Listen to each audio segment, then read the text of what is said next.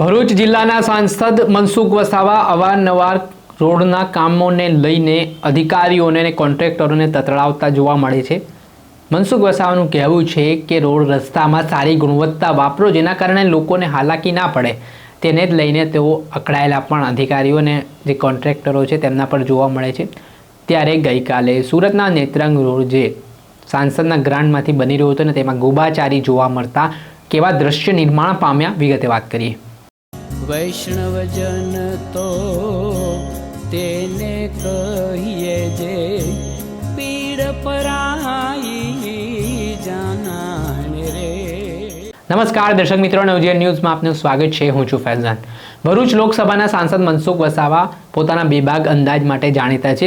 જાહેરમાં તેઓ અધિકારીઓ અને કોન્ટ્રાક્ટરોને તતડાવતા નજરે પડે છે અને અનેક વિડીયો તેમના સામે પણ આવતા હોય છે।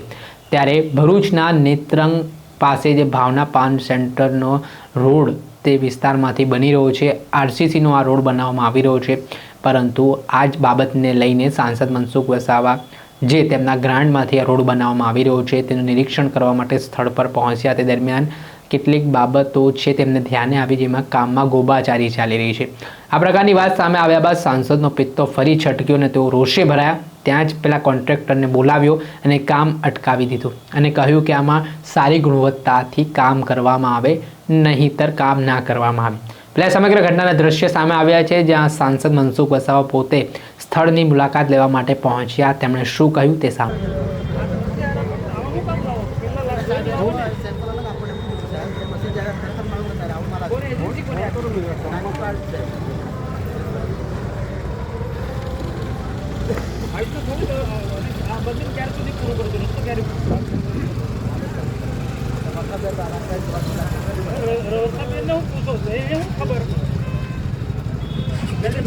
તમે નોટિસ આપો, વર્ષાબેન નું કામ દગલગીરી કરવાની, એને ટકાવારી જોઈએ છે।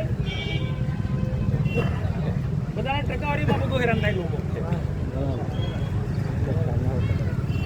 ભાઈ રાયસિંહભાઈ, તમે ધમકાવો એમને, બીને ધમકાવવાનો। તમે જો તમારે આ તો બદલી કરાવીને જતા રહો, તમારા તો ધંધામાં ખાતું હોય તમારી બી જવાબદારી છે। વ્યવસ્થિત રીતના ચાલુ કરો, કોઈની કોઈ ટકાવારી નહીં મળે, એસ્ટિમેટ પ્રમાણે રસ્તો સારો જ હોય। ફરી કામ ચાલુ કરવાનું હોય ને, ચેરમેનને કહો તો મને કહો, અમે આવીશું, હું ના હું તો આ લોકો આવશે। 15-20 દિવસની અંદર કામ પૂરું થવું જોઈએ। લોકો કેટલા દુઃખી થાય તમને ખબર છે?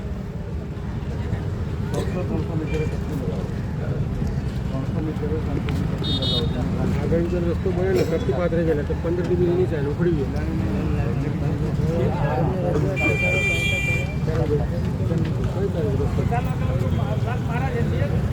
જિલ્લા પંચાયત કોળા છે, તમે બોલો ને, તમે પૈસા આપ્યા જિલ્લા પંચાયત બાંધકામ, મારી ગ્રાન્ટ છે, બીજી જિલ્લા પંચાયત તમે બોલો ને, મેં આટલી આપી છે, એમાંથી ટકાવારી ખાવાના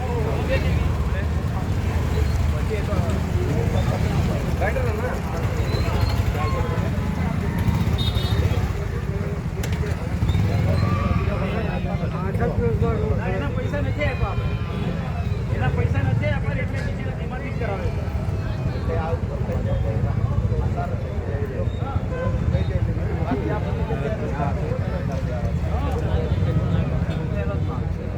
એવું ને, શરૂઆતમાં જ પંચાયતે કામ હાથ ધર્યું, પંચાયત જોડવાનું હોય ને, કોઈને કોન્ટ્રાક્ટ આપી દીધો યાર, એટલે બધી ગાડીઓ નીકળી જાય। ડ્રાઈવર, આ ટ્રેક્ટરનો ડ્રાઈવર કોણ છે?